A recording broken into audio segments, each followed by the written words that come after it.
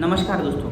अगर आप मुझसे ये पूछेंगे कि सर हमें गवर्नमेंट कॉन्ट्रैक्टर बनना है तो करियर की शुरुआत हमें किस तरह से करनी चाहिए, तो इसका सिंपल आंसर है कि आपको प्राइवेट कॉन्ट्रैक्टर सबसे पहले बनना होगा, उसके बाद आपको बनना है गवर्नमेंट कॉन्ट्रैक्टर। इसका रीज़न ये है कि जब आप प्राइवेट में काम करोगे, अब प्राइवेट में काम करने का मतलब क्या हुआ कि एक्चुअल में आप में भी हो सकता है 1200 स्क्वायर फुट या फिर 1500 या फिर 2000 स्क्वायर फुट पर एक छोटा सा 1 BHK 2 BHK का जो भी G+1 या फिर 2 का कंस्ट्रक्शन करके देंगे, या फिर हो सकता है किसी बंगलों का कंस्ट्रक्शन करके देंगे, या फिर ज़्यादा से ज़्यादा कोई कॉम्प्लेक्स या फिर अपार्टमेंट स्कीम होंगी, उसका कंस्ट्रक्शन आप यहाँ पर आपके ओनर को दे सकते हो।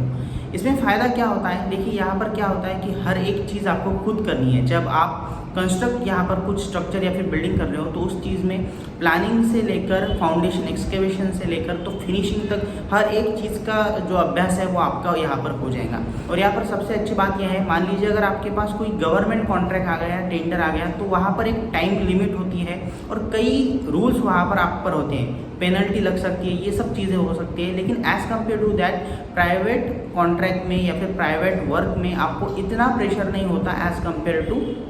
Government contract. तो यहाँ पर फ़ायदा ये है कि आप जो चीज़ें हैं ओनर के साथ बैठकर मिलकर मीटिंग करके ये सब चीज़ें सॉर्ट आउट कर सकते हैं, जो कि गवर्नमेंट कॉन्ट्रैक्ट में नहीं होगा। एक बार टेंडर दे दिया, टेंडर में जो चीज़ें हैं वो आपने एक्सेप्ट कर ली है, अब आपको with in a time period वो काम करके ही देना, ये होता है गवर्नमेंट कॉन्ट्रैक्टर के लिए। लेकिन प्राइवेट में जब ये काम आप करेंगे और उसके बाद मान लीजिए ऐसे अगर आपने 3 से 5 भी प्रोजेक्ट अगर कंप्लीट कर लिए तो आपको 2-3 चीज़ों का बहुत अच्छा अभ्यास हो जाएगा। उसमें से सबसे पहली रहेंगी कि प्लानिंग का मतलब क्या हुआ कि प्रोजेक्ट प्लानिंग या फिर प्रोजेक्ट मैनेजमेंट जो है, टाइम मैनेजमेंट, ये किस तरह से करना है,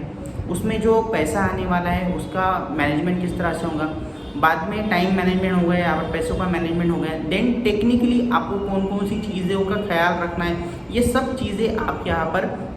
स्टडी कर सकते हो। और मान लीजिए यहाँ पर अगर आपसे कुछ गलती हो भी जाए तो जिस तरह से गवर्नमेंट आपको यहाँ पर पेनल्टी आप पर अप्लाई की जाती है, उस तरह से प्राइवेट सेक्टर में यहाँ पर पेनल्टी नहीं होंगी। ज़्यादा से ज़्यादा क्या होगा कि जो ओनर है वो आपको वो जो वटेवर जो आपने गलती की है उसके अगेंस्ट आपको करेक्शन डिमांड करेंगे, जो कि आप करके दे सकते हो। बिकॉज अब यहाँ पर गवर्नमेंट की तरह कोई